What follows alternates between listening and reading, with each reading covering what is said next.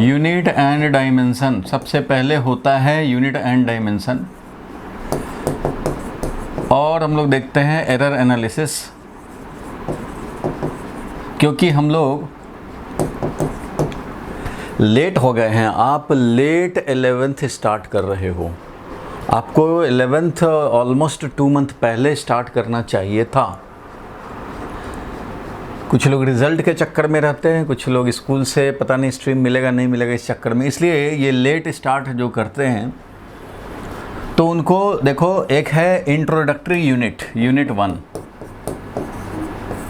जिसमें unit and dimension, error analysis, parallax method, ये सब पढ़ना होता है। ये इंट्रोडक्टरी बात है फिजिक्स में, ये सब इंट्रोडक्टरी बात है। मेन जो फिजिक्स शुरू होता है वो होता है यूनिट 2 से, और उसका नाम है भाई क्या, तो motion in straight line. Straight line में motion, that is also known as one dimensional motion. इसको वन डायमेंशनल मोशन भी बोलते हैं, 1D मोशन। इसके बाद motion in a plane, that is 2D motion आएगा, फिर लॉज ऑफ मोशन आएगा, फिर वर्क पावर एनर्जी आएगा। तो actual physics starts from unit number 2, that is motion in straight line से एक्चुअल फिजिक्स स्टार्ट होता है। लेकिन ये इंट्रोडक्टरी यूनिट जो है, इंट्रोडक्टरी जो बात है ये यूनिट, तो ये इंट्रोडक्टरी यूनिट में जो पढ़ने हैं तुम्हें, ये सब बेसिकली स्टार्टिंग में फटाफट हम लोगों को पढ़ लेने चाहिए, क्योंकि आपको इन इंट्रोडक्टरी टॉपिक्स जो छोटे छोटे हैं, इसके अलावे आपको कुछ मैथमेटिकल पोर्शन भी पढ़ना पड़ता है।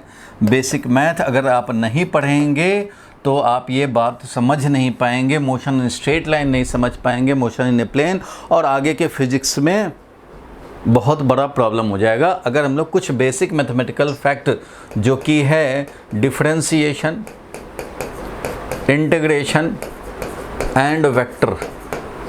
आज का जो हमारा टॉपिक है वो है, थोड़ा डिफरेंशिएशन कराऊंगा मैं।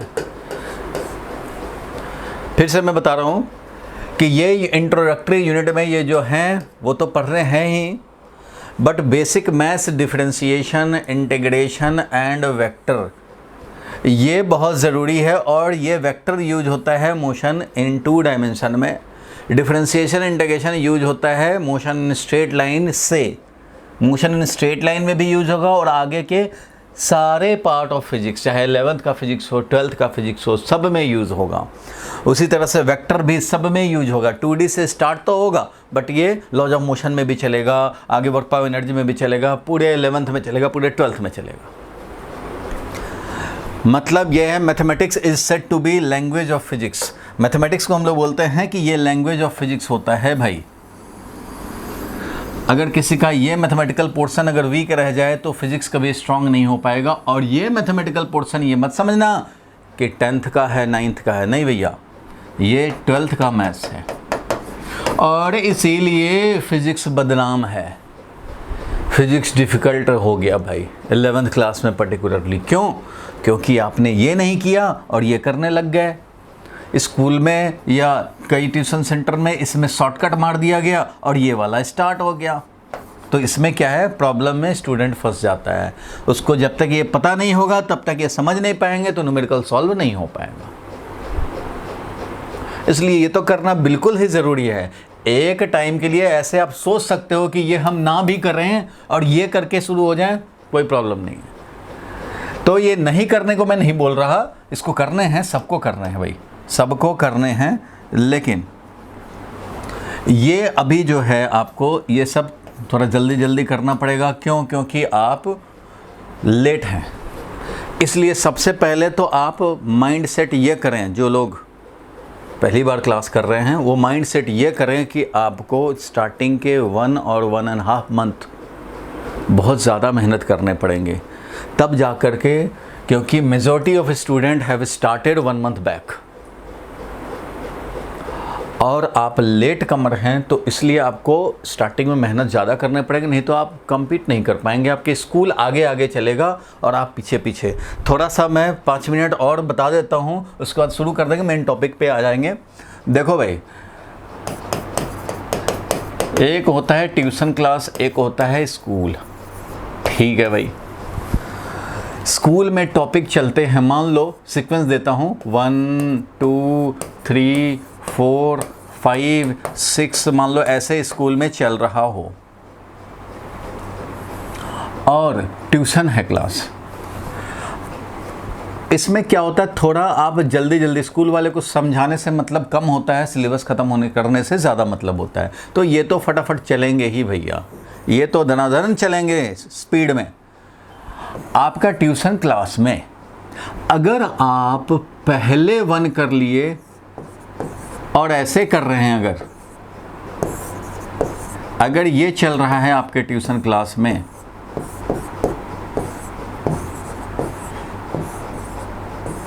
ऐसे, तो आपका परफॉर्मेंस अच्छा रहेगा स्कूल में। टीचर्स के नज़र में आपका इमेज एक गुड स्टूडेंट का होगा और आपके प्रैक्टिकल में भी मार्क्स ज़्यादा आएंगे। क्यों भाई? क्योंकि इमेज टीचर की नज़र में बन गया है तो प्रैक्टिकल में भी मार्क्स मिलेंगे। और इमेज का वैसे भी बहुत फ़ायदा मिलता है। क्या फ़ायदा मिलता है भाई? अगर 3 मार्क्स का क्वेश्चन है और अगर आप गुड स्टूडेंट्स के लिस्ट में हैं, तो अगर आपने मान लो 2 मार्क्स के लायक लिखा है किसी पर्टिकुलर क्वेश्चन में, तो क्योंकि आप गुड स्टूडेंट्स के लिस्ट में हैं, आपको 2.5 मिलेगा, लिखे हो 2 के लायक। और अगर आप गुड स्टूडेंट के लिस्ट में नहीं हैं और आपने लिखा है 2 मार्क्स का, तो आपको मिलेगा 1.5। ये इमेज का फ़र्क होता है। तो स्कूल में भी थोड़ा सा अच्छा इमेज बन जाएगा अगर आप थोड़ा आगे रहेंगे तो। दूसरा फ़ायदा क्या? देखो, दूसरा फ़ायदा ये कि आप ट्यूशन में ही समझते हो मेन बात। एक फैक्ट है, आजकल का ये फैक्ट है कि बच्चे स्कूल में आधा अधूरा समझते हैं और ट्यूशन में पूरा समझते हैं। तो अगर आप ट्यूशन में पहले पूरा समझ लें तो क्या फ़ायदा होगा वो समझो। अगर आप ट्यूशन में थोड़ा आगे, मतलब जिस टाइम पे यहाँ चैप्टर 2 चल रहा हो उस टाइम में आप ट्यूशन में चैप्टर 3 चल रहा हो, जब यहाँ 3 चल रहा हो उस समय आपका 4 चल रहा हो, ऐसे अगर है तो फ़ायदा क्या? आपने चैप्टर 2 पढ़ा, ठीक है भैया, पढ़ लिया, समझ लिया। अब चैप्टर 2 आया स्कूल में, तो स्कूल में जो कुछ भी पढ़ाया जाएगा, जो फर्स्ट टाइम बच्चे पढ़ेंगे उनको आधा अधूरा समझ में आएगा, टाइम वेस्टेज। आप पहले से पढ़े हुए हो तो जो भी बोला जाएगा, जो भी टीचर बोलेंगे वो सब समझ में आएगा कि क्या बोल रहे हैं, क्या छुपा रहे हैं, क्या बचा रहे हैं और क्या दिखा रहे हैं। और इस बहाने आपकी रिवीजन हो जाएगी। इसमें क्या होगा? रिवीजन हो जाएगा। आप चैप्टर 3 पहले पढ़े हुए हैं और फिर स्कूल में आ रहा है तो आपका एक तरह से रिवीजन हो रहा है, आपका ये टाइम यूज़ हो रहा है, आपका ये टाइम यूज़ हो रहा है। और जो फर्स्ट टाइम पढ़ेंगे उनका टाइम का वेस्टेज हो रहा है कंप्लीट, क्योंकि कुछ समझ में नहीं आ रहा है, उनको तो समझ में ट्यूशन में ही आएगा। इसलिए ट्यूशन में आगे होने का मैनीफोल्ड बेनिफिट है। और जब आप कोई चीज़ पढ़े और उसके 20 डेज के बाद, 30 डेज के बाद फिर से वो रिवीजन हो गया, फिर एक एग्ज़ाम आ गया स्कूल में भाई, तो एग्ज़ाम में फिर से रिवाइज करोगे। मीन्स एक टॉपिक जो यहाँ समझा, यहाँ रिवाइज हुआ, यहाँ स्कूल के एग्ज़ाम में तैयारी हुआ और ट्यूशन में भी टेस्ट होता है तो उसमें भी किया। मीन्स एक टॉपिक को इफ़ेक्टिवली 3-4 बार किया, वो आपके माइंड में ज़्यादा टाइम के लिए सेट होगा। और अगर आपने ट्यूशन में ही पीछे हैं तो फर्स्ट टाइम जो पढ़ोगे कोई भी चैप्टर स्कूल में तो आधा अधूरा कुछ समझ में नहीं आया, बेकार। फिर ट्यूशन में पढ़ोगे तो समझ में आएगा, लेकिन उसके पहले टेस्ट हो जाएगा इधर स्कूल में, परफॉर्मेंस बेकार, कॉन्फिडेंस ऐसे ही डाउन हो जाएगा। और अगर ट्यूशन में अगर आप आगे हैं तो कॉन्फिडेंस आपका बिल्डअप होता चलेगा, 3-3, 4-4 राउंड रिवीजन होते चलेंगे। परफॉर्मेंस अच्छा है तो मन भी खुश रहेगा, पेरेंट भी खुश रहेंगे, तुम भी खुश रहोगे, सब मस्त रहेगा, दुनिया मस्त रहेगी। लेकिन अगर आप पीछे चलेंगे तो गड़बड़ है। इसलिए आप फर्स्ट टाइम में तो आप पीछे हो चुके हैं, तो जब आप आए हैं लेट तो अपना माइंड सेट कर लो भाई कि 2 मंथ तो खूब मेहनत करने पड़ेंगे। 2 मंथ के लिए आप बिल्कुल ही रेडी हो जाओ कि आपको ऑलमोस्ट डेली एक क्लास करने पड़ेंगे। हो सकता है मैं वीक में 3 ही क्लास आपको 4 क्लास ही दूँ, लेकिन आपको 2-3 क्लास के वीडियो भी प्रोवाइड कर दूँ, क्योंकि ये सब जो बेसिक है ये मैं पहले के बैच में पढ़ाया हूँ। तो मेरा है कि हर क्लास का मैं रिकॉर्डिंग भी साथ में करता हूँ, अभी भी रिकॉर्डिंग लगा हुआ है। तो हर क्लास का रिकॉर्डिंग करने का फ़ायदा ये होता है कि कभी भी क्लास में अगर कोई चीज़ छूट गया या नोट करना छूट जाए तो भी आप इजीली उसको, वीडियो मैं बनाता हूँ इसकी और इसको मैं लिंक शेयर कर देता हूँ व्हाट्सएप पे, तो आप आराम से उसको कवर कर सकते हैं। जहाँ छूटा हो नोट्स बना सकते हैं, पॉज लगा करके आराम से कोप अप कर सकते हैं। और एक बार में ही समझ गया तो बहुत अच्छी बात है, टाइम सेव हो जाएगा। तो इस तरह से आप माइंड सेट करो कि 1.5 मंथ 2 मंथ तक तो हमें रिगरसली काम करने पड़ेंगे, तब आप इस कंडीशन में आएंगे तो स्कूल में परफॉर्मेंस दिखा पाएंगे। और अगर आप ये तैयार नहीं हैं कि आप 2 मंथ रिगरसली काम करेंगे और मेहनत करेंगे, अगर आप ये तैयार नहीं हैं तो आप टाइम वेस्ट कर रहे हैं, और आज का भी टाइम आप वेस्ट कर रहे हैं। ना ऐसे स्टूडेंट को ना मैं चाहता हूँ और ना ही ऐसे स्टूडेंट मुझे चाहेंगे। मैं चाहता हूँ परफॉर्मेंस ओरिएंटेड काम हो, मन से काम हो, मार्क्स भी आए, मेहनत भी हो, और जो चीज़ के लिए आपने साइंस लिया है वो चीज़ आपको अचीव हो। तो अगर आप इसके लिए तैयार हैं तभी हमारा क्लास कंटिन्यू करने का फ़ायदा है। और ये सिंप्लीफाइड में मैं क्लास कराऊं उसका बेनिफिट है। इसलिए मैं भले ही 3-4 क्लास लूं आपके वीक में, ध्यान रहे, क्योंकि ना तो आपके पास उतना टाइम होगा, अदर सब्जेक्ट भी है, और ना ही मेरे पास उतना टाइम होगा, अदर बैचेज भी हैं। सो एक बैच में मैं 3 क्लास देता हूं वीक में, मैक्सिमम आपको 4 क्लास दे दूंगा मान लो। लेकिन बाकी क्लासेस का क्या होगा, कैसे मैं कब कोप अप करके इस मुकाम पे आऊं कि हमारा स्कूल से थोड़ा थोड़ा आगे चल सकूं। तो उसके लिए आपको मैं क्या करूंगा कि कुछ जो बेसिक टॉपिक हैं उसके तो कम से कम मैं आपको 3 डेज़ क्लास ले रहा हूं, तो बाकी 3 डेज़ में आपको मैंने इन क्लासेस के सीक्वेंस में वीडियो दे दूं आपको। अगर शेयर कर दूं, क्लास के रिकॉर्डिंग शेयर कर दूं, तो वो क्लास के रिकॉर्डिंग, वही क्लास के रिकॉर्डिंग से आप कवर करते चलेंगे, तो आप स्पीड अप में रहेंगे और स्पीड के साथ 2 मंथ में आप उस लेवल पे आ जाएंगे। यही हमारा स्ट्रेटजी होगा अभी के टाइम में जो भी बच्चे आए हैं आप लोग। और अगर इस स्ट्रेटजी को इस हिसाब से आप फॉलो करने के लिए तैयार हैं तो फिर ओके है, और नहीं तो फिर अगर आप चाहते हैं कि अभी भी 3 डेज आएँ, आराम से पढ़ें, तो भाई आप फिज़िक्स में पीछे रहेंगे, स्कूल में परफॉर्मेंस बिल्कुल एवरेज हो जाएगा। और फिज़िक्स ऐसा सब्जेक्ट है कि जिसमें हाफ काम होता ही नहीं है, होगा तो पूरा अच्छे से होगा, नहीं तो फेल होने की नौबत आ जाएगी। क्योंकि ये जो देख रहे हो डिफरेंशिएशन, इंटीग्रेशन एंड वेक्टर, ये 12th के मैथ्स का टॉपिक है, यूज़ करना है 11th के फिज़िक्स में। और इसमें जिसने कर दिया कंजूसी, या टीचर कर दे या स्टूडेंट कर दे, फिज़िक्स हो जाएगा बेकार। ठीक है भाई, तो मैं अभी शुरू करने जा रहा हूँ डिफरेंशिएशन। सबसे पहले डिफरेंशिएशन और इंटीग्रेशन पहले कराऊंगा, और आपको मोशन इन स्ट्रेट लाइन शुरू कर दूंगा। इसकी ज़रूरत नहीं है मोशन इन स्ट्रेट लाइन में, एक्चुअल फिजिक्स यहीं से स्टार्ट होता है।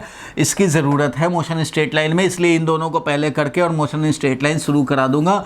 और इन द मीन टाइम ये तो 3 क्लास लूँगा ना वीक में, बाकी 3 क्लास के लिए मैं बोल रहा हूँ कि बाकी 3 क्लास आपको भी टाइम नहीं रहेगा, तो कॉमन टाइम मिलना मुश्किल हो जाएगा। तो आप अपने टाइम के हिसाब से, कन्वीनियंट के हिसाब से, मैं जो वीक में 3 वीडियो आपको क्लास का रिकॉर्डिंग शेयर करूँगा, वो आप आराम से अपने टाइम के हिसाब से शेयर करके और ये टाइम निकाल करके उसको कवर कर लोगे, कवर करते चलोगे साथ साथ पैरेलली। तो ये बेसिक बात भी होता रहेगा और ये हम लोग आगे भी बढ़ेंगे, और एक टाइम में 1 महीने में आप ये सब भी कवर कर लेंगे, और वेक्टर को भी मैं कवर करा दूंगा और आगे बढ़ जाएंगे। क्योंकि जो लोग पहले से कर रहे हैं 1 मंथ 2 मंथ पहले से, वो ऑलमोस्ट 2 डायमेंशनल मोशन में है। ठीक है, तो आपको भी जल्दी से पहुंचना है इधर, आपको भी जल्दी से पहुंचना, ताकि इसके बाद वाला चैप्टर वर्क पावर एनर्जी, यहाँ तक आप लेवल में आ जाएं। यहाँ तक जो 2 महीने पहले स्टार्ट किया हो और आप स्टार्ट किए, दोनों एक लेवल में आ जाए वर्क पावर एनर्जी तक। और इसमें 2 मंथ टाइम लगेगा, उनको आने में 2 मंथ टाइम लगेगा, तो आपको भी 2 मंथ में ये कवर करते हुए आप पहुँच जाएंगे। इसलिए 2 मंथ के लिए सब लोग रेडी हैं ना भाई? बोलो एक बार बोल के भाई, थोड़ा तो एनर्जी दे दो मुझे, ताकि मैं शुरू कर दूं। रेडी हो 2 मंथ के लिए? चलो भाई, जब 2 मंथ के लिए रेडी हो, अगर कोई रेडी नहीं है मेहनत करने के लिए, तो वो अभी से ही क्लास छोड़ दे, एग्ज़िट कर दे। और अगर रेडी हैं तो अब मैं स्टार्ट करने जा रहा हूं। लॉजिक आप समझ गए होंगे कि मैं रेगुलर क्लास में आपको 3 डेज जो कराऊंगा वो कराऊंगा differentiation, integration and motion in straight line, ये 2D ये चलेगा, और साइड से मैं ये बेसिक बात ये सब 2 क्लास का, कोई 3 क्लास का, ऐसे ही है ये 1 क्लास का, ऐसे करके है, और वेक्टर हैं वो 6 से 7 क्लास के हैं। तो इसको धीरे धीरे साइड में आप हर वीक में आपको सीक्वेंस में दूंगा ताकि समझने में किसी को कोई प्रॉब्लम ना हो। सीक्वेंस में क्लास रिकॉर्डिंग वो कवर करते चलेंगे।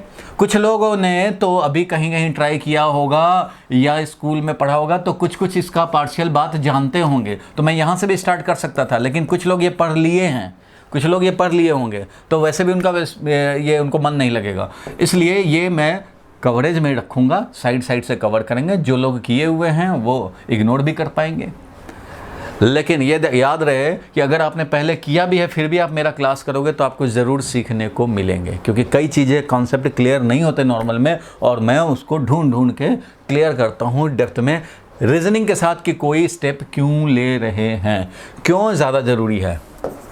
फिज़िक्स में व्हाट और हाउ 2 चीज़ होता है। व्हाट मतलब इंफॉर्मेशन, हाँ भाई फर्स्ट लॉ ये है, सेकंड लॉ ये है, थर्ड लॉ ये है, ये तो हो गया व्हाट। हाँ भाई ये तो सब लोग बताता है, सब लोग सुनते हैं, बुक में भी लिखा रहता है ये, लेकिन कैसे हो रहा है ये ज़्यादा important, this is more important. अगर फिजिक्स इंटरेस्टिंग बनता है तो इसके चलते जिन बच्चों में ये आदत लग गई ये ढूंढने की, वही एक्चुअल में फिजिक्स सीख रहा है। ये तो भाई इंफॉर्मेशन बेस्ड बहुत पढ़ाने वाले और बहुत पढ़ने वाले हैं, लेकिन कैसे कोई चीज़ हो रहा है, मैं ये इस स्टेप के बाद इस स्टेप को लिख रहा हूँ, क्यों लिख रहा हूँ भाई, इस स्टेप को लिखने से क्या फ़ायदा होगा हमारा, मतलब टारगेट क्या है, उसको मैं किस तरह से लॉजिकली अचीव कर रहा हूँ, ये ज़्यादा ज़रूरी है कि कैसे हो रहा है, हम लोग क्यों सोच रहे हैं ऐसे, तो ये ज़्यादा ज़रूरी है। एक्चुअल इंटरेस्ट इन फिज़िक्स यहाँ है और एक्चुअल फिज़िक्स भी यहाँ है।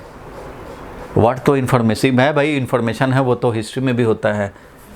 चलो तो स्टार्ट कर रहा हूँ मैं डिफरेंशिएशन, और डिफरेंशिएशन इंटीग्रेशन मैथ्स का जो पार्ट है ये इतना बड़ा पार्ट है कि 12th के मैथ्स वाले, 12th के जो मैथ्स स्टूडेंट होते हैं ये डिफरेंशिएशन इंटीग्रेशन में कम से कम 3 मंथ पढ़ते हैं,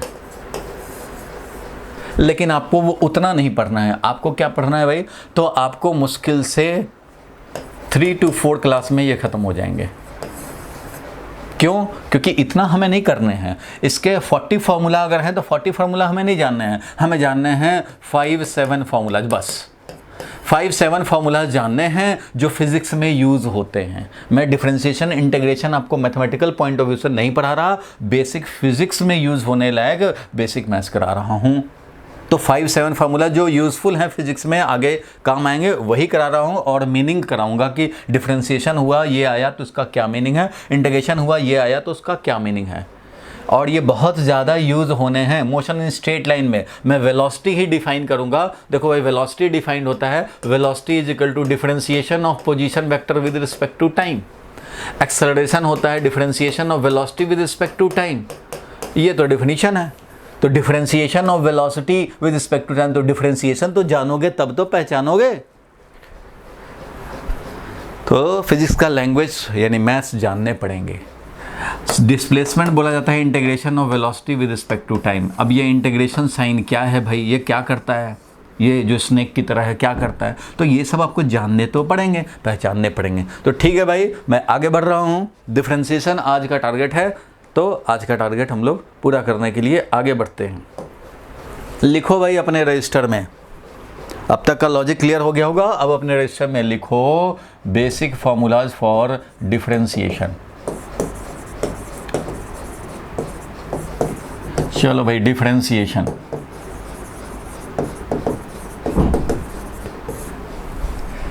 फॉर्मूला नंबर 1। पहले तो हम लोग समझ लें कि बोलते कैसे हैं, पढ़ते कैसे हैं।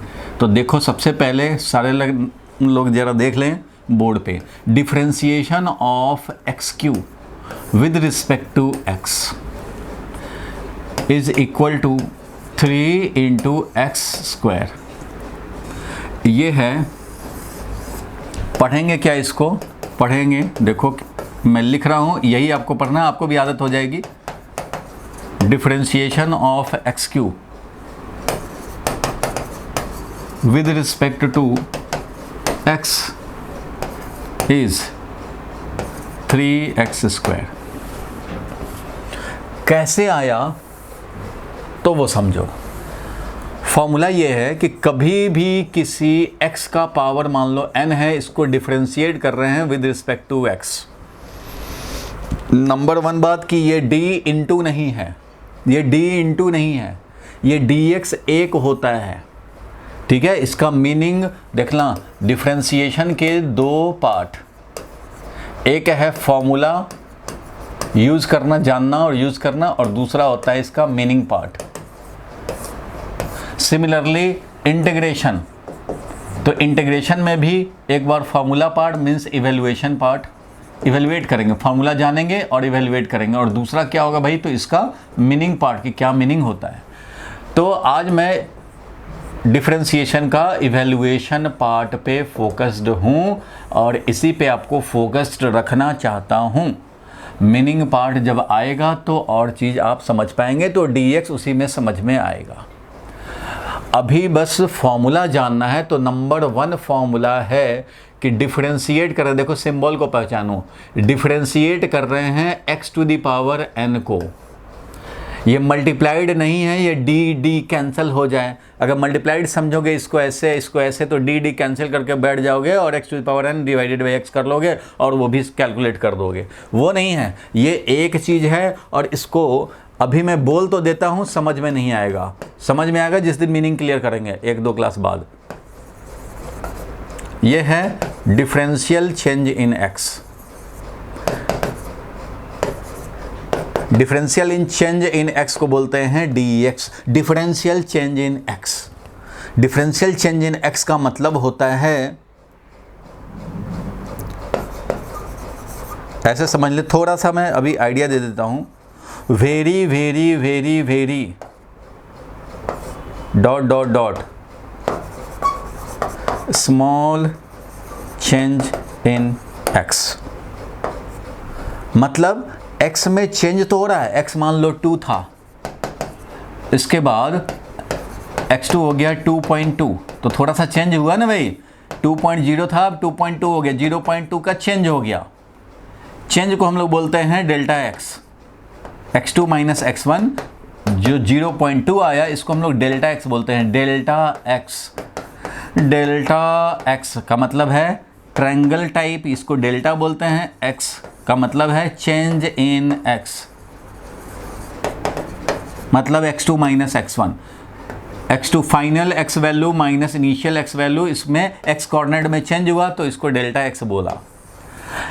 ये चेंज अगर बड़ा है तो हम लोग डेल्टा x बोलते हैं, ये छोटा सा वेरी वेरी स्मॉल चेंज हो जाए उसी को dx बोलते हैं, जब delta x very very very small हो जाए। अब यहाँ देखो dx मैं यहाँ पे लिखा हूँ डिफरेंशियल चेंज इन x, आप समझ तो नहीं पाएंगे उतना, लेकिन अभी थोड़ा सा आप जरूर समझें कि x में जो चेंज है वो वेरी वेरी, डिफरेंशियल का मतलब ही होता है very very very very very very dot dot dot dot dot, very very बोलते रहो, 3 जन्म तक बोलते रहो, उतना स्मॉल चेंज इन x, मतलब इतना स्मॉल चेंज इन x जो हम सोच भी ना पाए, उससे भी स्मॉल। तो इसको बोलते हैं, मीनिंग वाले दिन और ज़्यादा क्लियर होगा। अभी के लिए ये छोटा सा चेंज इन x है और ये एक साथ है, ये सिंबल है जो बता रहा है कि ये dx जो है वो डिफरेंशियल चेंज इन x है। डिफरेंशियल मतलब very very very very small, इतना स्मॉल जितना सोच भी ना पाए, उससे भी स्मॉल। तो खैर मीनिंग वाले दिन इसकी और बात करेंगे। अभी के लिए बस इतना पर्पस था कि आप इस डी को कैंसिल मत करना। ये dx एक साथ रहेगा, मरेगा तो एक साथ मरेगा, ये d अलग और x अलग नहीं है, इसलिए मैं मीनिंग वाले पार्ट को अभी साइड कर रहा हूं भाई। तो यहाँ पे पढ़ने का क्या मतलब हुआ कि हम लोग देखो, इस सिंबल का मतलब हुआ कि डिफरेंशिएट कर रहे हैं x to the power n को with respect to x, with respect to x। ये d के साथ जो लगा हुआ है उसके रिस्पेक्ट में डिफरेंशिएट कर रहे हो, x to the power n का डिफरेंशिएशन। यहाँ पे जो है d के बाद इसका डिफरेंशिएशन हो रहा है और यहाँ d के बाद जो है उसके रिस्पेक्ट में हो रहा है, इसलिए मैंने यहाँ पे लिखा differentiation of x3, differentiation of x3 with respect to क्या भाई, तो with respect to x, with respect to x। और वो है कितना भाई, जब x को डिफरेंशिएट कर रहे हैं विद रिस्पेक्ट टू x तो वो है कितना, 3x स्क्वायर है। आप सोचेंगे ये कैसे आया है भाई, तो फॉर्मूला से आया है। फॉर्मूला अभी जानना है, सिर्फ इन फॉर्मूलाज का कोई डेरिवेशन नहीं समझना है आपको। आप 11th 12th पढ़ जाएंगे, इंजीनियरिंग कर जाएंगे, आपको इन सब के डेरिवेशन से कोई मतलब नहीं है। वैसे 12th में आता है कुछ फॉर्मूलाज को डिराइव करना बाय फर्स्ट प्रिंसिपल, लेकिन वो आपके स्कोप में अभी तो कुछ नहीं है, अभी कुछ नहीं करना है।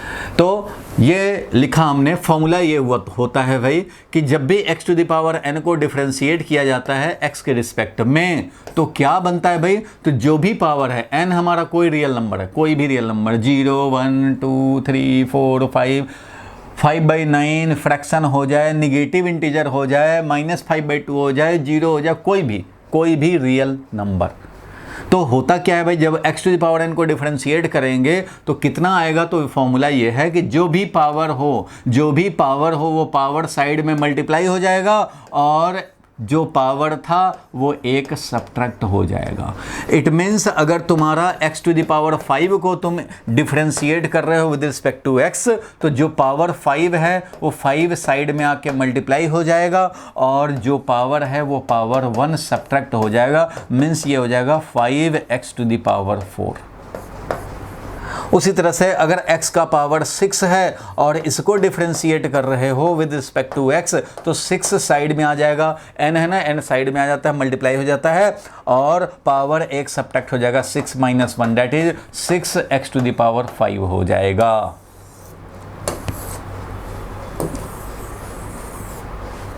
तो ये है formula number 1। x to the power n का differentiation n x to the power n - 1 है, where n is any real number. लिख लो भाई सारे लोग अपने रजिस्टर में, ये फॉर्मूला लिखो। और ये तो एग्जाम्पल है, इधर तो एग्जाम्पल है, ये भी एक एग्जाम्पल था, एग्जाम्पल नंबर 1, एग्जाम्पल नंबर 2, ये है एग्जाम्पल नंबर 3। आज हम लोग देख रहे हैं डिफरेंशिएशन का इवैल्यूएशन पार्ट। फॉर्मूला जानेंगे और इवैल्यूएट करेंगे।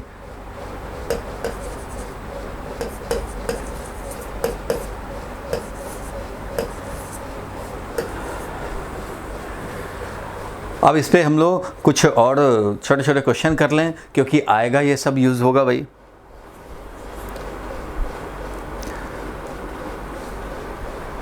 पेशेंस भी रखना है।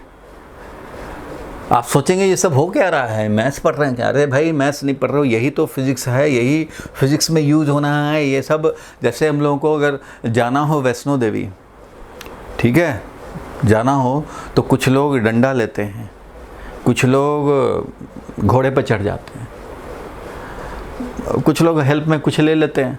तो वैसे ही ये हेल्प है भैया, ये सब हेल्प है, डिफरेंशिएशन इंटीग्रेशन। इसके बिना फिजिक्स का जर्नी कन्वीनियंट नहीं हो सकता, आप जा ही नहीं पाओगे।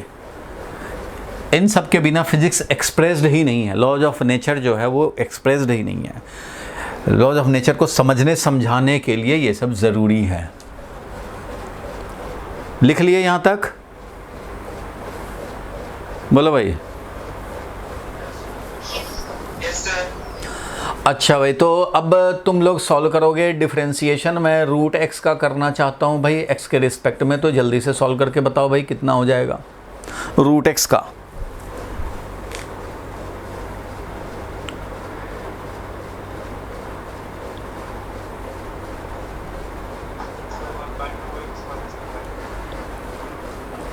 तो चलो भाई हम लोग रूट एक्स को डिफरेंशिएट करें। तो रूट एक्स का डिफरेंशिएट करना, तो भाई ये तो अभी स्टैंडर्ड फॉर्म में नहीं, तो पहले इसको स्टैंडर्ड फॉर्म में लाते हैं। तो डिफरेंशिएट रूट एक्स को मैं लिखूंगा x to the power half, क्योंकि रूट का मतलब ही होता है x to the power half हो गया। इसको एक्स के रिस्पेक्ट में डिफरेंशिएट करेंगे, ठीक है भाई। अब ये फॉर्मूला में आया, तो इसलिए अभी तक तो इसको फॉर्मूला के फॉर्म में ही लिख रहे हैं, इसलिए डी एक्स यहाँ भी कैरी होगा, डी ऐसे ही, डी एक्स ऐसे ही, बस रूट एक्स को हमने ऐसे एक्सप्रेस कर लिया। क्यों एक्सप्रेस कर लिया? क्योंकि फॉर्मूला इस फॉर्मेट में है, फॉर्मूला हमारा इस फॉर्मेट है, x to the power some real number. तो x to the power some real number में आ गया भाई, ठीक है भाई। अब इसको जब इवेल्युएट करेंगे, तो जब फॉर्मूला अप्लाई कर दोगे तो डी गायब और डी एक्स का गायब, और सीधा रिजल्ट आएगा, बीच का स्टेप नहीं है। सीधा जो है इसको डिफरेंशिएट करके क्या आता है वो फॉर्मूला मालूम है, वो रखो यहाँ पे। तो क्या करेंगे भाई, तो पावर है हाफ, तो हाफ साइड में आ गया, मल्टीप्लाइड हो गया, और x टू द पावर क्या करेंगे भाई, तो हाफ माइनस 1, जो भी पावर होता है उसमें से 1 सब्ट्रैक्ट करते हैं, तो पावर में तो ये हो गया भाई। तो ये वैल्यू कितना आया, तो 1/2 तो एज इट इज मल्टीप्लाइड है, और x का पावर हाफ माइनस 1 तो माइनस हाफ हो गया, इसलिए ये हो गया तुम्हारा 1/2 एज इट इज, और x to the power minus half को मैं लिख सकता हूँ 1/x to the power half, ऐसा तो लिख सकते हैं भाई। x to the power minus half है तो 1/x to the power half लिख सकते हैं, और इसको मैथमेटिकली 1/2 और x to the power half है तो उसको √x लिख सकते हैं। इट मीन्स हमने डिफ्रेंशिएट किया √x को डिफ्रेंशिएट किया x के रिस्पेक्ट में, तो क्या मिला भाई हमें, तो हमें मिला 1/2 √x। तो ये भी एक एग्जाम्पल हो गया भाई, एग्जाम्पल नंबर 4 समझो।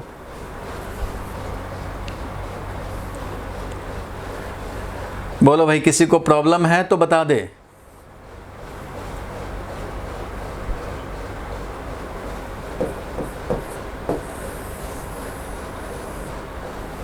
और भी एग्जाम्पल देखेंगे, अभी तो फॉर्मूला नंबर 1 शुरू किया है।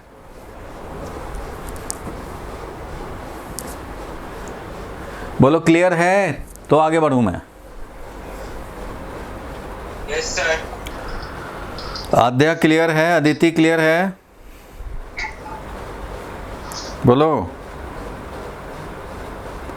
माइक को ऑन करके बोलो। अदिति, आद्या, हर्षित, चलो भाई। तो अब आगे बढ़ते हैं हम लोग और देखते हैं भाई, ये बताओ x को डिफरेंशिएट किया जाए x के रिस्पेक्ट में तो क्या होगा। x को डिफरेंशिएट किया जाए x के रिस्पेक्ट में,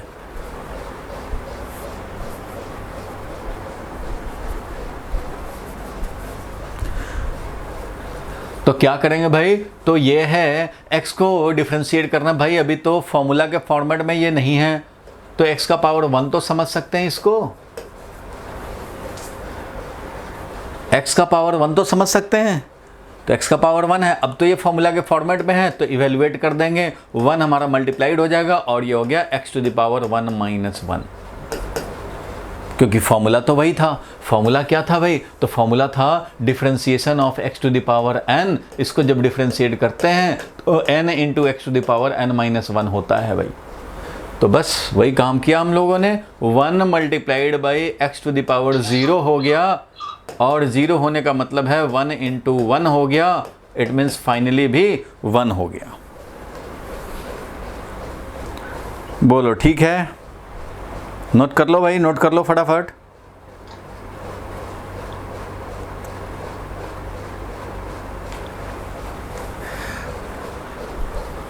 फिजिक्स का खेल खेलना है तो पैड तो लगाना ही पड़ेगा भाई, ग्लव्स लगाने पड़ेंगे, तब जाके काम होगा। तो ये यही काम है। चलो भाई, इसका भी आप समझ गए। तो फॉर्मूला नंबर 1 हम लोग पहचान लिए, फॉर्मूला नंबर 1 हम लोग पहचान लिए कि क्या हुआ भाई। तो फॉर्मूला नंबर 1 यही कहता है कि x to the power n को डिफरेंशिएट करो तो ये n into x to the power n minus 1 होता है। चाहे निगेटिव पावर हो, पॉजिटिव पावर हो, जैसा भी हो पावर, काम करेगा।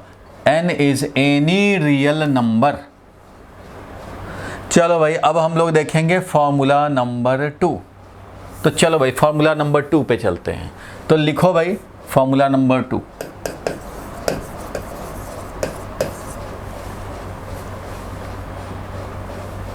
देखो, constant factor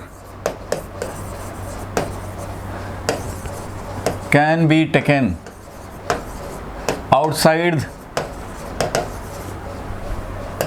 outside the differentiation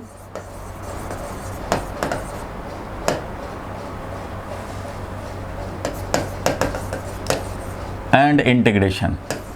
integration में भी ये रूल है, इसलिए मैं उसको भी साथ में लिख दे रहा हूं। Constant factor can be taken outside the differentiation and integration. मतलब क्या है वो समझो। अगर हमें डिफरेंशिएट करने हैं, ध्यान से समझना, अगर हमें डिफरेंशिएट करने हैं 4x³ को, अगर इसको करने हैं डिफरेंशिएट तो इसका मतलब हो गया, देखो 4x³ को सारे लोग अभी देखेंगे, बोर्ड पे लिखना छोड़ देंगे। 4x³ है तो ओनली x³ होता तो फॉर्मूला है अपने पास, ओनली x³ होता तो फॉर्मूला है अपने पास, लेकिन यहाँ 4x³ है, 4 इंटू x³ है, तो ये 4 कांस्टेंट है और ये फैक्टर है, फैक्टर कांस्टेंट तो ये भी है 3, बट दिस इज पावर, ये तो x का पावर है तो उसको फैक्टर नहीं बोलेंगे, फैक्टर मतलब मल्टीप्लाई किया हुआ है इसमें। तो भाई एक 4x³ जो है वो 4 कांस्टेंट फैक्टर है, फैक्टर, तो that constant factor can be taken outside, मतलब इसको हम लोग इस 4 कांस्टेंट फैक्टर को बाहर निकाल सकते हैं और बचेगा डिफरेंशिएशन ऑफ x³। इस तरह से हम लोग इसको बाहर निकाल सकते हैं। 4 जो कांस्टेंट फैक्टर था इसको हम लोग बाहर निकाल सकते हैं डिफरेंशिएशन के, और डिफरेंशिएट फिर किसको करना होगा, ओनली x³ को। तो 4 ये एज इट इज, और x³ को डिफरेंशिएट करेंगे तो ये फॉर्मूला अप्लाई कर देंगे भाई, 3x का पावर 3 माइनस 1, इट मीन्स क्या हो गया भाई, तो 4 एज इट इज और ये हो गया 3x², इट मीन्स कितना हो गया भाई, तो 12x²। तो ये हो गया आंसर। मीन्स डिफरेंशिएशन अगर हमारा 4x³ का डिफरेंशिएशन करना था तो 4x³ को जब डिफरेंशिएट किया x के रिस्पेक्ट में तो हमें मिला 12x²। इसलिए बोला जा रहा है कि constant factor can be taken outside the differentiation और इंटीग्रेशन में भी होता है तो उसमें भी बाहर निकाल लेते हैं और इसमें भी बाहर निकाल रहे हैं। अब देखो इसी चीज़ को हम लोग कैसे रिप्रेजेंट करते हैं, ये ज़रा देखना कि ये इसको हम लोग फॉर्मूला में कैसे लिखेंगे, फॉर्मूला में कैसे लिखेंगे वो समझो। देखो इसको फॉर्मूला में हम लोग लिख सकते हैं ऐसे, डिफरेंशिएशन ऑफ कांस्टेंट के और fx, फॉर्मूला ऐसे बनाते हैं, इसको x के रिस्पेक्ट में करेंगे तो कांस्टेंट k को बाहर निकालेंगे और डिफरेंशिएट किसको करेंगे भाई, तो fx को डिफरेंशिएट करेंगे। आप सोचेंगे fx क्या है, सबके मन में ये डाउट कि fx क्या है। fx का मतलब होता है some expression of x, some expression, algebraic expression, trigonometric expression, कोई भी expression in terms of x। तो ये फंक्शन, लिमिट, कंटिन्यूटी, ये सब 12th में एक एक चैप्टर है। तो फिलहाल ये है कि सम फंक्शन ऑफ x का मतलब होता है, इसको बोलते हैं हम लोग, fx का मतलब है some function of x। Function का मतलब समझ लो expression, some expression of x। Of x का मतलब है इन टर्म्स ऑफ x, कुछ भी हम लोग x के फॉर्म में लिखते हैं तो वो सम फंक्शन ऑफ x है। फॉर एग्जाम्पल मान लो हमने लिखा y is equal to 2x³ minus 2, तो भाई ये सम फंक्शन ऑफ x है, x के फॉर्म में ही तो है। अब y इज इक्वल टू मान लो हमने लिख दिया sin x, तो ये भी है सम फंक्शन ऑफ x। इसको मान लो हमने लिख दिया f1x, इसको लिख दिया मान लो हमने f2x। उस तरह से मान लो y हो जाए या z हो जाए, कुछ भी हो जाए, ये मान लो हमारा 2x³ माइनस साइन x है, तो भाई ये भी हमारा सम फंक्शन ऑफ x है, इसको f3x बोल सकते हैं। तो फंक्शन ऑफ x का मतलब हुआ कि some expression in terms of x। तो कोई भी expression in terms of x है। फॉर एग्जांपल यहाँ पे x³ है, ये x का फंक्शन है और ये 4 कांस्टेंट है, तो 4 कांस्टेंट है ये k और ये सम फंक्शन ऑफ x है। अब फॉर्मूला में तो ये नहीं लिखेंगे ना, ये तो स्पेशल हुआ कि x³ है, x5 है या x9 है या sin x है या cos x है, ये तो स्पेशल बात हो गया। फॉर्मूला में तो जनरल बात लिखेंगे ना, तो any function of x, any expression of x multiplied by k, इसको डिफरेंशिएट करना है x के रिस्पेक्ट में, then constant factor will be taken outside और डिफरेंशिएट किसको करना पड़ेगा भाई, तो जो फंक्शन ऑफ x है इसी को आपको डिफरेंशिएट करना पड़ेगा। बस यही बात ये कह रहा है। तो constant factor is taken outside the integration, ये बन गया अब तुम्हारा फॉर्मूला, ऐसे लिखा हुआ मिलेगा बुक में। ठीक है, इसका एग्जाम्पल ये है। चलो भाई फटाफट लिख लो, एग्जाम्पल ये है, लिख लो इसको। कौन, तो ये फॉर्मूला नंबर 2 पढ़ लिया, तो अब मैं आगे बढ़ता हूँ फॉर्मूला नंबर 3 पे। चलो भाई फॉर्मूला नंबर 3 समझते हैं। ये मत सोचना कि वो ख़त्म हो गया, उसका यूज़ होने हैं, 3 में भी यूज होने हैं, 4 में भी यूज होने हैं। तो फॉर्मूला नंबर 3 क्या है वो ज़रा समझा जाए। तो फॉर्मूला नंबर 3 ये कहता है भाई, कभी ऐसा हो कि एक फंक्शन ऑफ x है, फिर प्लस करके दूसरा फंक्शन ऑफ x है, फिर माइनस करके मान लो तीसरा फंक्शन ऑफ x है, और इन सबको डिफरेंशिएट करने हैं, इसको डिफरेंशिएट करने हैं with respect to x, f1x, f2x, f3x। For example से आपको ज़्यादा समझ में आएगा। इसमें मान लो हमें डिफरेंशिएट करना है किसको भाई, तो 3x स्क्वायर को करना है माइनस 2x का पावर 4 है और प्लस x5 है। इसको हमें डिफरेंशिएट करने हैं विद रिस्पेक्ट टू x। तो भैया यहाँ पे तो 3 आ गए, ये अकेले होता तो कर लेते, ये अकेले होता तो कर लेते, ये अकेले होता तो कर लेते, लेकिन यहाँ बीच में माइनस या प्लस अगर हो रहा हो तो ऐसे कंडीशन में क्या करेंगे, यही है। देखो ये वाला f1x हो गया, ये वाला समझो f2x हो गया, ये वाला f3x हो गया। अब इसको डिफरेंशिएट करना है तो फॉर्मूला ये कहता है कि भैया सबसे पहले तो तुम f1x जो पहला दिख रहा है उसको तुम डिफरेंशिएट कर लो। तो चलो भाई f1x को डिफरेंशिएट कर लो, फिर ये बीच में प्लस है तो तुम प्लस लगा लो और डिफरेंशिएट कर लो किसको भाई, तो f2x को डिफरेंशिएट कर लो फिर x के रिस्पेक्ट में, और यहाँ पे माइनस है तो माइनस लगाओ और फिर डिफरेंशिएट कर लो किसको भाई, तो f3x को डिफरेंशिएट कर लो, जो थर्ड वाला फंक्शन है उसको भी डिफरेंशिएट कर लो। इट मीन्स जितने भी प्लस या माइनस से सेपरेटेड हैं टर्म्स, इन सबको अलग अलग डिफरेंशिएट करो। मीन्स ये डिफरेंशिएशन को अप्लाई करने हैं सब पे अप्लाई करने हैं। प्लस था तो प्लस रिटेन रखने हैं, माइनस था तो माइनस को रिटेन रखने हैं। मीन्स इसको अगर हम लोग डिफरेंशिएट करें तो this is equal to differentiation of 3x square. 3x square को डिफरेंशिएट करो with respect to x, minus differentiate करो 2x का पावर 4 को, इसको भी डिफरेंशिएट करो, और प्लस डिफरेंशिएशन करो भाई x टू द पावर 5 को, इसको भी डिफरेंशिएट करो। तो कितना आ जाएगा भाई, तो तुम्हें सबको मालूम है भाई 3x स्क्वायर को कैसे डिफरेंशिएट करेंगे। 3 तो भाई बाहर आ गया, और x स्क्वायर को जब डिफरेंशिएट करोगे तो क्या मिलेगा, तो 2 into x to the power 2 minus 1। चलो भाई माइनस, ये वाला माइनस आ गया यहाँ। अब ये 2 तो 2 कांस्टेंट फैक्टर है, बाहर आ गया, और x टू द पावर 4 को जब हम लोग करेंगे भाई डिफरेंशिएट तो क्या मिल जाएगा, 4 साइड में मल्टीप्लाई हो गया और x का पावर 4 माइनस 1। ठीक है भाई ये भी हो गया, और प्लस इसका क्या हो गया भाई, तो यहाँ तो कोई कांस्टेंट फैक्टर नहीं है, यहाँ तो भाई कोई कांस्टेंट फैक्टर नहीं, तो डायरेक्ट हम लोग डिफरेंशिएट करेंगे 5x to the power 5 minus 1।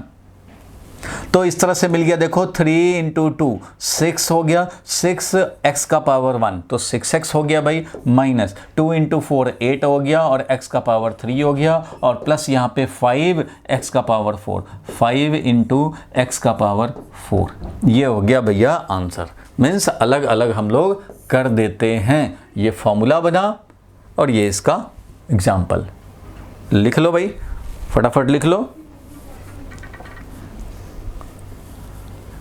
जितने भी फंक्शन होंगे उनको हम लोग क्या करेंगे भाई, तो सीधा अलग अलग करके डिफरेंशिएट कर देने हैं और कुछ नहीं करने हैं। ये बन गया तुम्हारा फॉर्मूला, और इधर है एग्जाम्पल।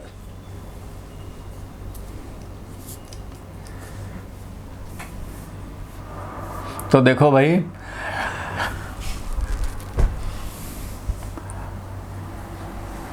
डिफरेंशिएट करना है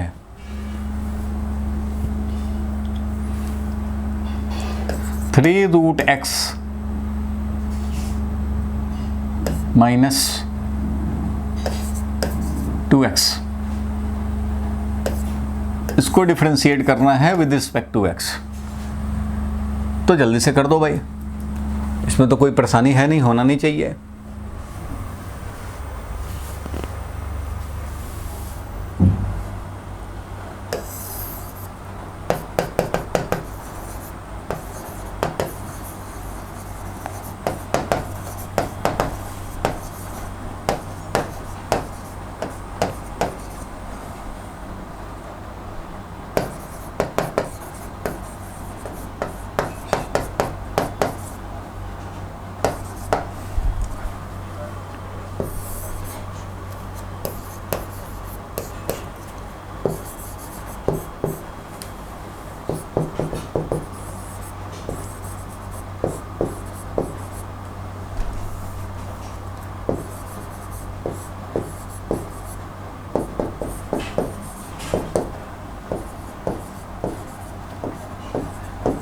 कितना आया भाई, कितना आया डिफरेंशिएट करके?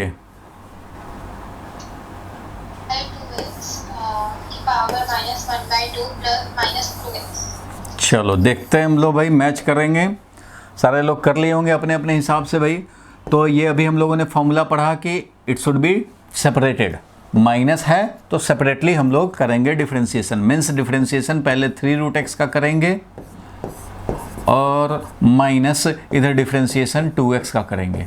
ठीक है भाई, अब इसको आगे बढ़ाएंगे हम लोग, तो उसके अकॉर्डिंगली हम लोग काम करेंगे भाई। तो this will be equal to 3 constant है बाहर आ गया और डिफरेंशिएट करने पड़ेंगे। √x मीन्स x⁻½ को, x⁻½ को हमें डिफरेंशिएट करना होगा। माइनस डिफरेंशिएट करेंगे 2 कांस्टेंट है, कांस्टेंट फैक्टर बाहर निकाल देंगे और डिफरेंशिएट करेंगे x⁻1 को विद रिस्पेक्ट टू x।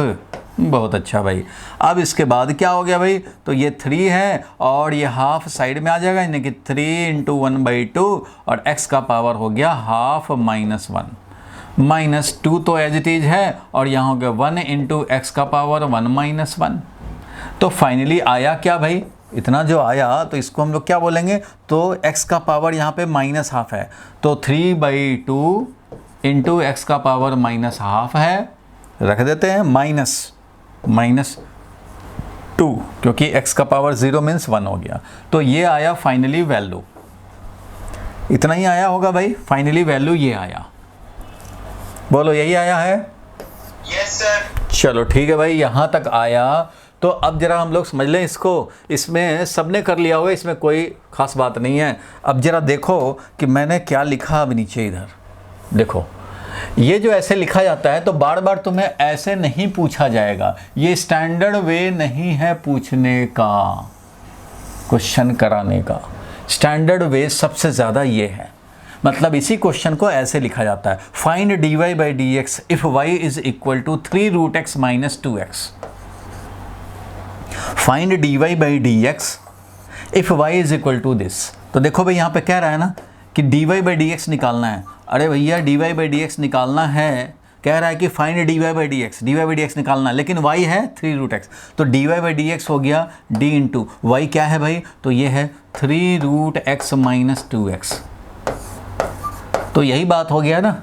अब इसी को डिफरेंशिएट करना है, आगे बात बढ़ाएंगे, आगे चलेगा, ये वैसे ही चलेगा।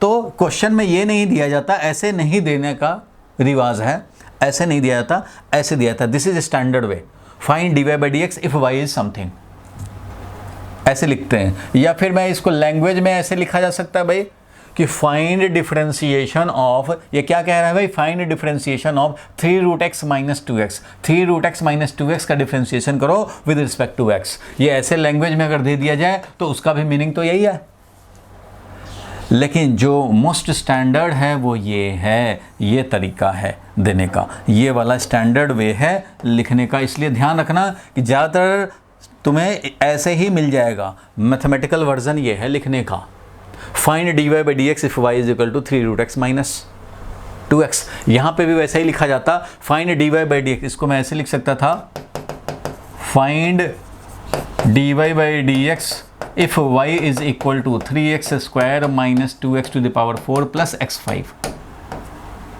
ये है समझो क्वेश्चन, और ये वाला हो गया उसका आंसर। क्वेश्चन ये है, दिख तो रहा है सबको, ये क्वेश्चन है, ठीक है। Find dy/dx if y is equal to this, ये है क्वेश्चन, और इसका आंसर स्टार्ट हो गया भाई। dy/dx निकालना था, यहाँ आंसर में ऐसे लिखेंगे dy/dx इज इक्वल टू, यहाँ से शुरू हो गया। अब इसके बाद तुम सेपरेट कर दो, इवेलुएट कर दो, हो जाएगा। क्लियर है? सारा चीज़ एक बार में नहीं बताते, धीरे धीरे स्टेप वाइज चलते हैं भाई, सब कुछ समझते चलो धीरे धीरे करके। तो ये बात आप समझ गए। चलो भाई, अब एक और हम लोग फॉर्मूला लिखेंगे। यहाँ तक तो सबको क्लियर है? किसी को डाउट है तो पहले यही क्लियर कर ले। बोलो भाई, ये तो क्वेश्चन तुम चाहो तो जहाँ लिखे थे वहाँ पे ये क्वेश्चन बना सकते हो। ये क्वेश्चन था, find dy/dx if y is equal to this, यहाँ के बाद ये आंसर होगा। चलो भाई, यहाँ तक बिल्कुल ओके है तो ही मैं आगे बढ़ूँगा। बोलो भाई पहलवानों। Yes, sir. Clear है। चलो आद्या क्लियर है यहाँ तक? अदिति? Yes, sir. चलो आगे बढ़ते हैं हम लोग फिर। लिखते चलना साथ साथ, और अगर कुछ छूट जाए तो कोई बात नहीं है, वीडियो मिलेगा ही, आज रात तक मिल जाएगा या फिर कल। 3-4 घंटे लगते हैं अपलोड करने में इसको, फिर मैं लिंक शेयर कर दूंगा। चलो एक और ज़रा फैक्ट हम लोग लिखे हैं। फॉर्मूला नंबर 4 समझ लो या फॉर्मूला नंबर 5 समझ लो, जो भी समझते हो। डिफरेंशिएशन ऑफ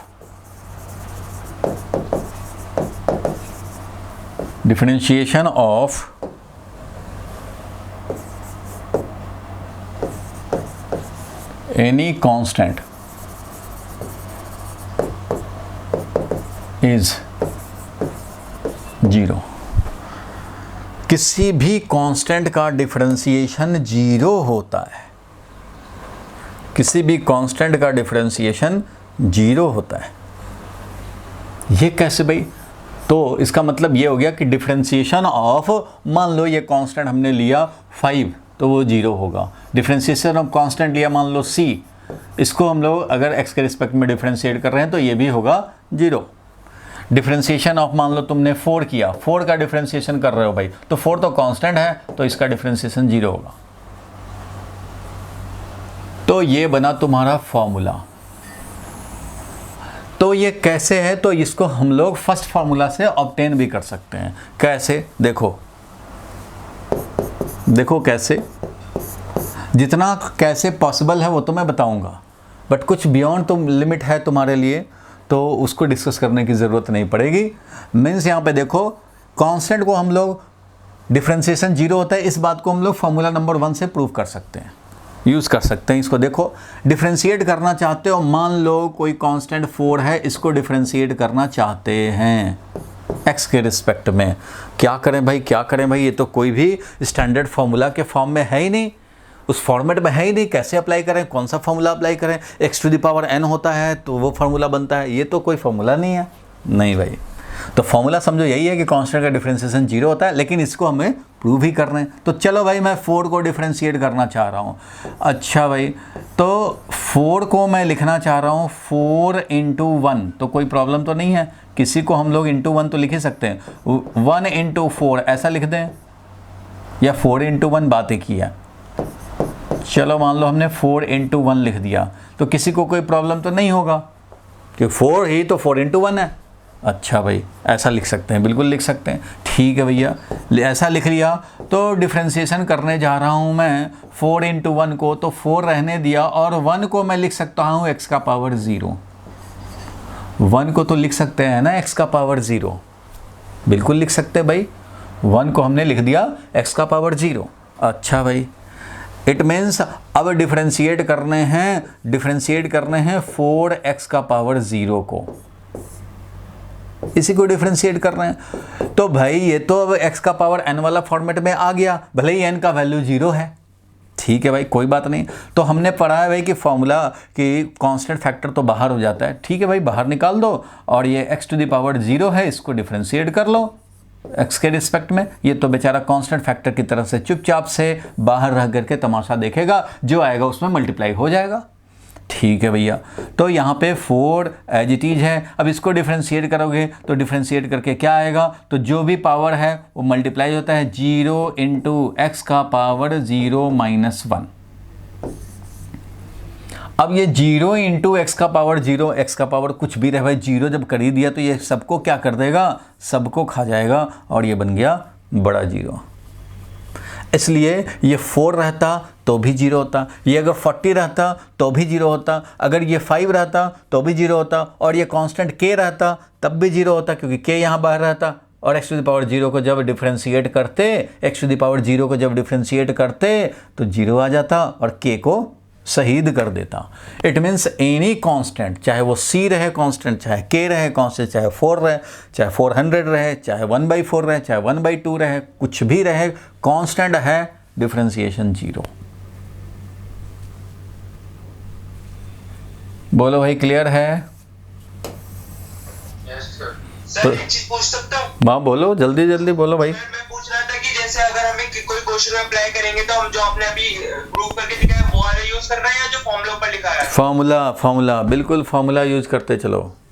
ये तो फार्मूला यूज करने हैं। डिफरेंशिएशन पे अलग से क्वेश्चन नहीं आता है फिजिक्स में। अभी मैं बताऊंगा थोड़ी देर में, फिजिक्स का एक क्वेश्चन बताता हूँ जिसमें डिफरेंशिएशन यूज होगा, वो मैं बताऊंगा अभी ये क्वेश्चन बताऊंगा उस पर। फिलहाल ये इसको लिख लो। ये तो मैंने दिखाया कि भाई फॉर्मूला नंबर 1 से हम लोग इसको प्रूव कर सकते हैं, ये मैंने बस दिखाने की कोशिश की है। इसको भी लोग फॉर्मूला की तरह ही याद रखते हैं, ये टिप्स पे ही रहता है। कांस्टेंट का डिफरेंशिएशन तुम भी आगे पूछोगे नहीं कि कांस्टेंट का डिफरेंशिएशन कैसे 0 हुआ, बस कांस्टेंट आया डिफरेंशिएट किए 0 हो गया, वो तुम्हें भी याद हो जाएगा। तो ठीक है भाई, इसको जल्दी से लिख लो, फिर मैं एक फिजिक्स का क्वेश्चन कराता हूँ जिसमें डिफरेंशिएशन यूज हो। क्वेश्चन लिख रहा हूँ, आप उसको नोट करो तब तक, और यहाँ क्वेश्चन लिख रहा हूँ मैं एक।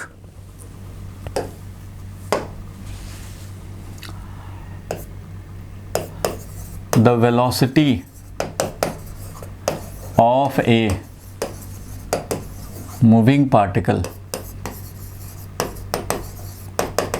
is given by v is equal to 2tq plus 3t square minus 5.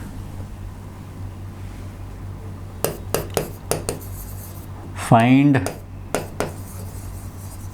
acceleration at t is equal to 2 seconds if acceleration is dv by dt.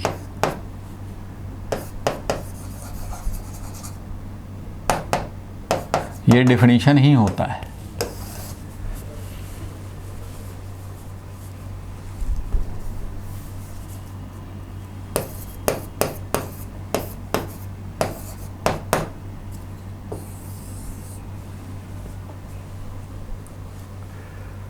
चलो भाई, अब लिखना बंद करो और सारे लोग जरा बोर्ड पे देखेंगे। सारे लोग लिखना बंद करें, पेन को रख दें साइड में और जरा अब इस पे देखें। ये एक फिजिक्स का क्वेश्चन है, ये मोशन इन स्ट्रेट लाइन में आता है, ऐसा क्वेश्चन खूब बनता है। तो इसमें क्या हुआ भाई, तो एक तो आपने अभी डेफिनेशन पढ़ा नहीं एक्सेलरेशन का, इसलिए मैंने क्वेश्चन में ये डाल दिया।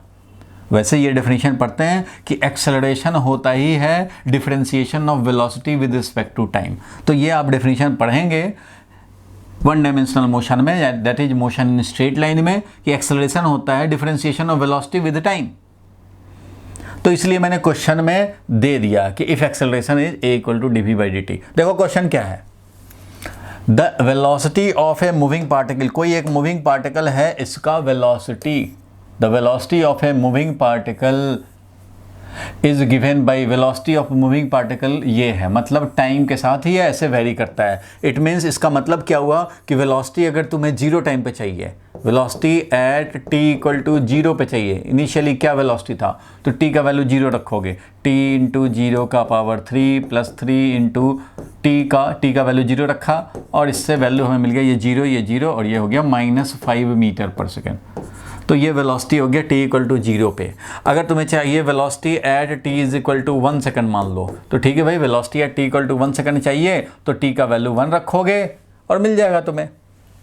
जिस तरह से y is equal to 2x plus 5 होता है, तो तुम टेबल बनाते हो ना ग्राफ ड्रॉ करने के लिए कि भैया x का वैल्यू हम लोग लेंगे और y का वैल्यू, तो 0 रखेंगे तो y क्या आएगा, 1 रखेंगे तो क्या होगा, -1 रखेंगे तो क्या होगा, 2 रखेंगे तो क्या होगा।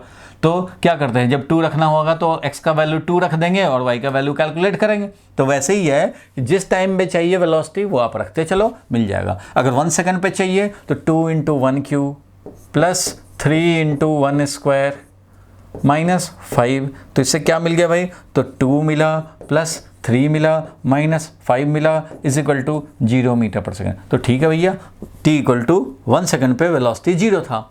और अगर आप चाहिए कि हमारा velocity at t is equal to 2 second क्या होगा, तो velocity at t is equal to 2 second अगर निकालना चाहते हैं तो t का वैल्यू 2 रखोगे, 2 into 2q plus 3 into 2a² minus 5, ये माइनस 5 है भाई, तो ठीक है -5। तो ये वैल्यू क्या हो गया, तो 2 2 जा 4, 4 2 जा 8, 8 2 जा 16 और प्लस 4 3 जा 12 और -5, ये मिल गया हमें कितना भाई 23। तो 23 मीटर पर सेकंड हो गया। वेलोसिटी 2 सेकंड पे 23 मीटर पर सेकंड हो गया। वेलोसिटी 1 सेकंड पे भाई 0 मीटर पर सेकंड है और वेलोसिटी t इक्वल टू 0 पे -5 मीटर पर सेकंड है। ये सब इस तरह से हम लोग निकाल सकते हैं। इसका मीनिंग ये हुआ velocity as a function of time, इसको क्या बोलेंगे, as a function of time है। ये velocity in terms of time है, velocity in terms of time दिया हुआ है। ठीक है भाई, तो इसका मतलब यही होता है कि जिस टाइम पे चाहिए वो टाइम वैल्यू रखो, वेलोसिटी मिलता रहेगा, उस टाइम पे वेलोसिटी मिलता रहेगा, बिल्कुल मिलता रहेगा भाई। तो अब हमें निकालना क्या है, एक्सेलरेशन।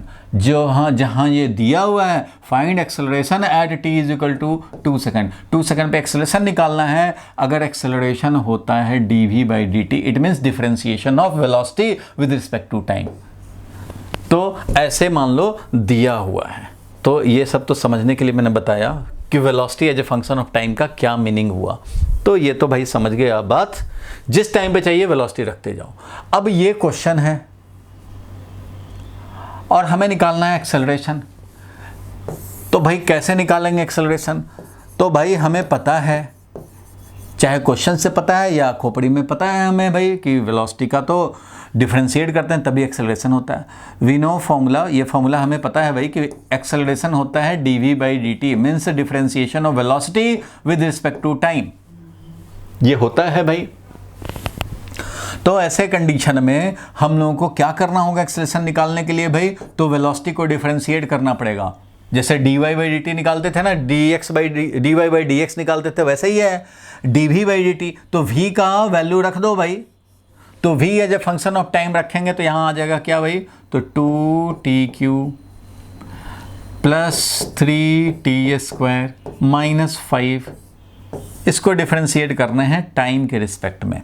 ध्यान देना, यहाँ टाइम के रिस्पेक्ट में डिफरेंशिएट करना है, कंफ्यूज मत होना भाई।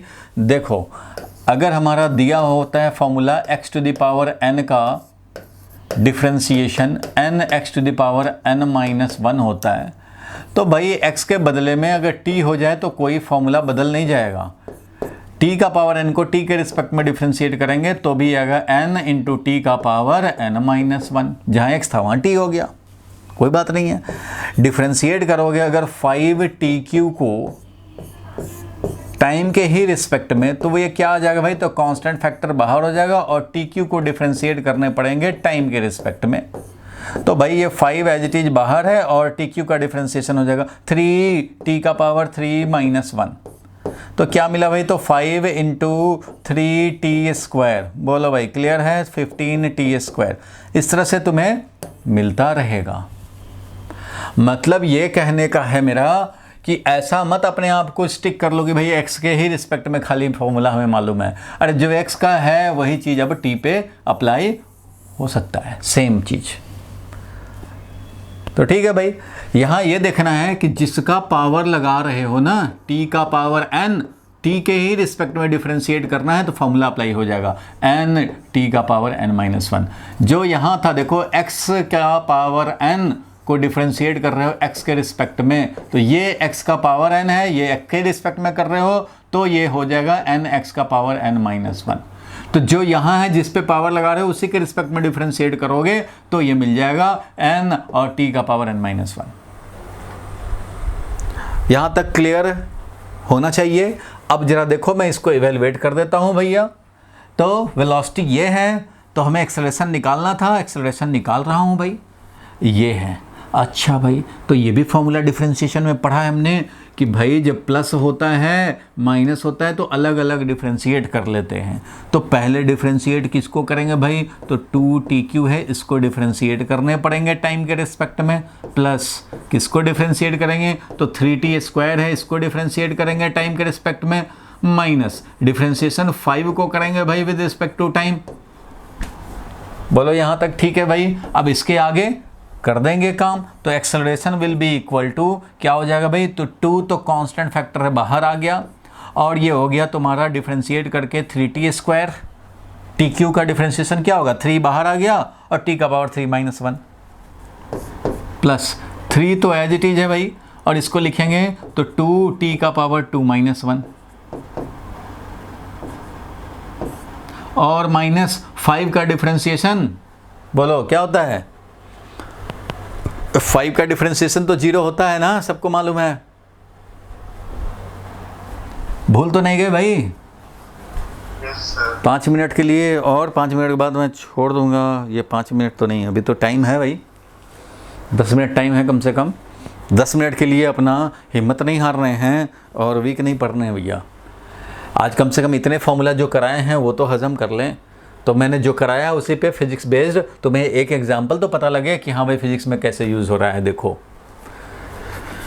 तो अब इसको हमें डिफरेंशिएट करेंगे तो एक्सेलरेशन मिलेगा, तो वेलोसिटी पता है, डिफरेंशिएट कर दो भाई।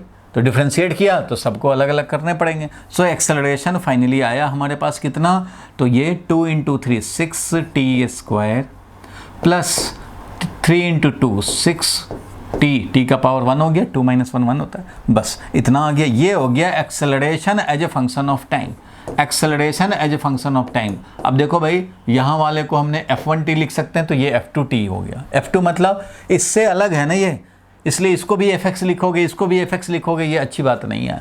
दोनों fx कैसे हो सकता है, एक को F1x लिख दिया, दूसरे को F2x लिख दिया। तो ऐसा मैथ्स में कन्वेंशन खूब चलता है, आपके यहाँ फिजिक्स में भी चलेगा भाई। तो ये अगर हमारा F1x है मतलब सम फंक्शन ऑफ x है, तो ये वाला some another function of x है, इसलिए F2x लिखा। तो वेलोसिटी को डिफरेंशिएट किया, एक्सेलरेशन मिला। अभी तो भाई बिगिनिंग में हो तुम, इसलिए ऐसा इतना, अदरवाइज सीधा आप यहाँ से आप ये लिखेंगे। अच्छा एक्सेलरेशन निकालना है, अरे तो रफ में करोगे, वेलोसिटी को डिफरेंशिएट किया तो कितना हुआ भाई, 2 बाहर आ गया और 3 यहाँ, 2 × 3T² मीन्स 6T² और प्लस 3 × 2 6T² प्लस 6T, बस इतना ही आ गया। ये हो गया डिफरेंशिएट। 5 को तो कोई काउंट ही नहीं करना है, डिफरेंशिएट कर रहे हैं तो कांस्टेंट का डिफरेंशिएशन 0 है। ये मिल गया। क्वेश्चन क्या यही पूछ रहा था, क्वेश्चन पूछ रहा था कि वेलोसिटी दिया है, एक्सेलरेशन निकालना है एट t = 2 सेकेंड। तो एक्सेलरेशन तो मिल गया लेकिन वो as a function of time मिला है। अब तुम्हें जिस टाइम पे चाहिए वो टाइम रखो, एक्सेलरेशन मिलेगा। तो इसके बाद क्या करने पड़ेंगे भाई, तो नाउ एक्सेलरेशन निकालना है। Now acceleration at t = 2 second is equal to क्या हो जाएगा भाई, तो एक्सेलरेशन t = 2 सेकेंड पे अगर a2 लिखते हो तो a2 हो जाएगा कितना, तो t के बदले में हम लोग 2 रखेंगे। एक्सेलरेशन एट 2 सेकेंड अगर निकालना चाहते हैं तो this is equal to a2 लिख रहे हैं मीन्स एक्सेलरेशन एट 2 सेकेंड, तो ये हो जाएगा 6 × t का वैल्यू 2 रखा, 6 × 2 इज इक्वल टू ये 4 × 6 = 24 और प्लस 12 आ गया 36। अब क्योंकि ये एक्सेलरेशन है इसलिए इसको मीटर/सेकंड² में लिख देंगे और ये हो गया तुम्हारा आंसर। 3 मार्क्स का क्वेश्चन रेडी हो गया।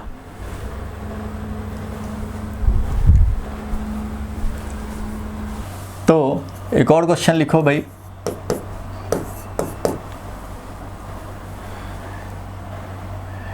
If v is equal to velocity, मतलब वेलोसिटी लिख रहा हूँ। अब जब फिजिक्स वाले लैंग्वेज में एंटर कर ही गए हैं तो फिजिक्स वाला ही लिखते हैं।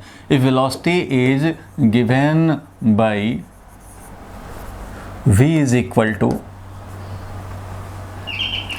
3T³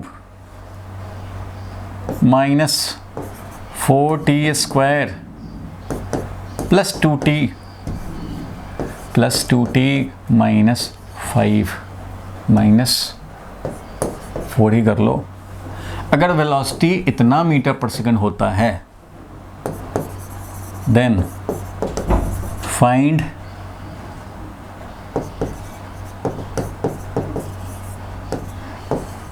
initial velocity and initial acceleration. ये भाई ये क्वेश्चन का लैंग्वेज है, ये फिजिक्स में ऐसे क्वेश्चन का लैंग्वेज है, इसलिए इस लैंग्वेज को भी आपको पहचानना चाहिए, इसलिए मैंने ऐसे लिखा है। इसी बहाने आपको लैंग्वेज का पता लग जाए कि फिजिक्स में इस तरह से दिए जाते हैं क्वेश्चन।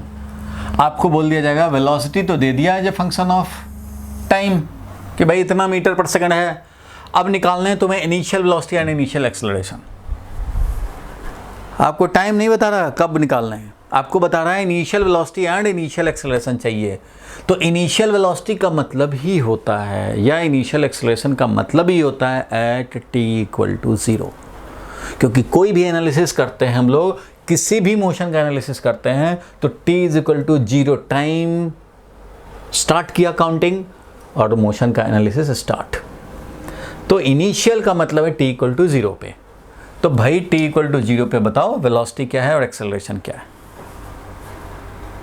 इनिशियल का मतलब यही है एट t = 0। तो लैंग्वेज में लिखा नहीं रहेगा, जैसे अभी लिखा हुआ था एट t = 2 सेकंड निकालो, ये नहीं बता रहा है कि एट t = 0 सेकंड निकालो, कह रहा है वही चीज़, लेकिन इनिशियल टर्म यूज कर दिया, मतलब ही होता है एट t = 0। तो चलो भाई जल्दी से सॉल्व कर लो इसको, देखते हैं कितने लोगों का करेक्ट होता है।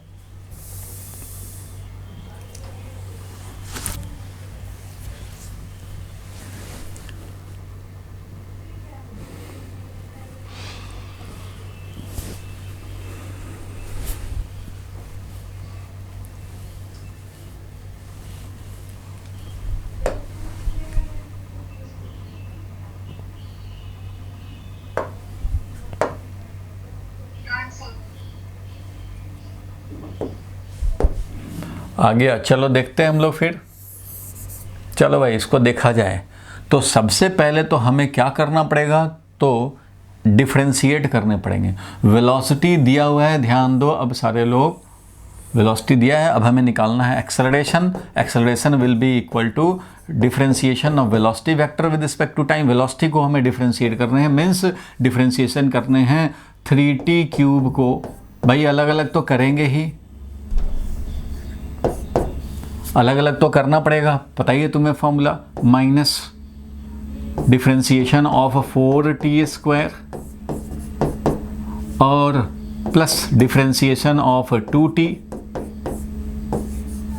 ऐसे करेंगे। और डिफरेंशिएशन ऑफ करने पड़ेंगे माइनस डिफरेंशिएशन ऑफ 4 को भी डिफरेंशिएट करने पड़ेंगे।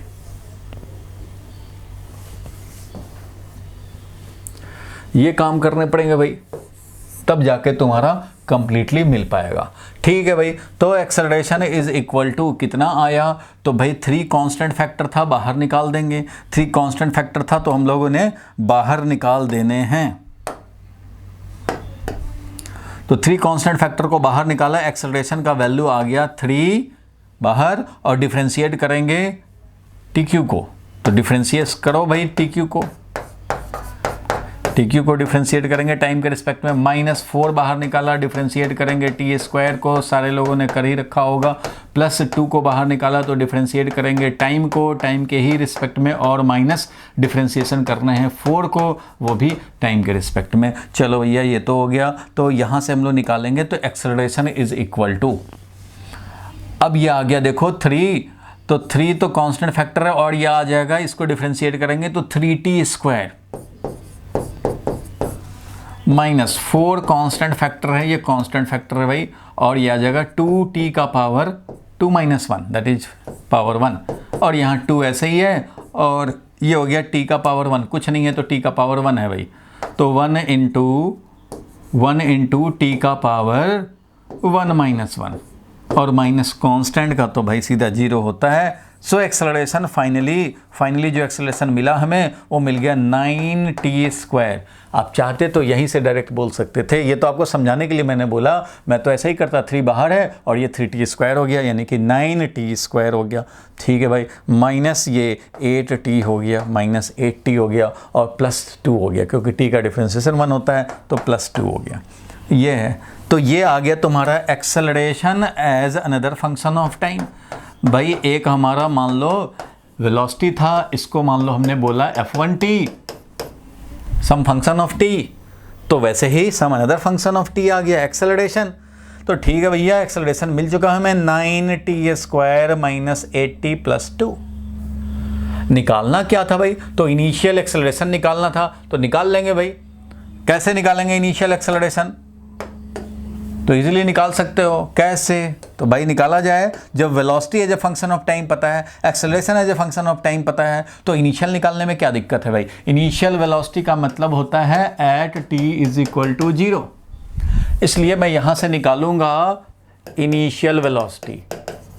भाई initial velocity is equal to velocity at t = 0 is equal to, तो t = 0 पे वेलोसिटी लिखेंगे तो 3 × 0 का क्यूब माइनस 4 × 0² प्लस 2 × 0 माइनस 4।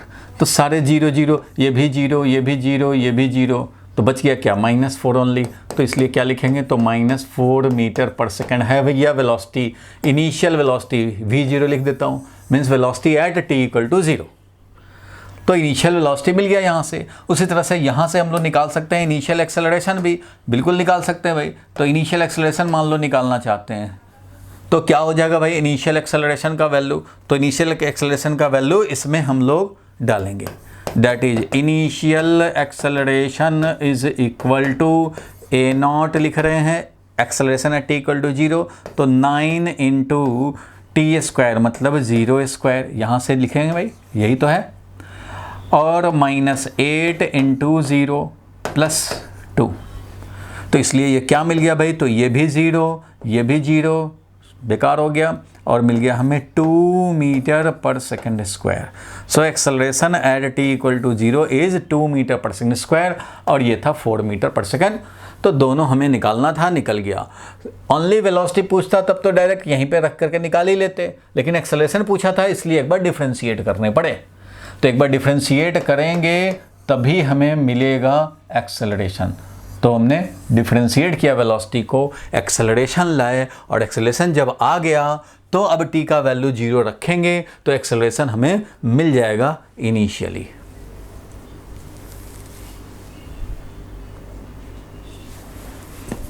बोलो भाई, क्लियर हुआ? Yes sir, yes sir, yes sir.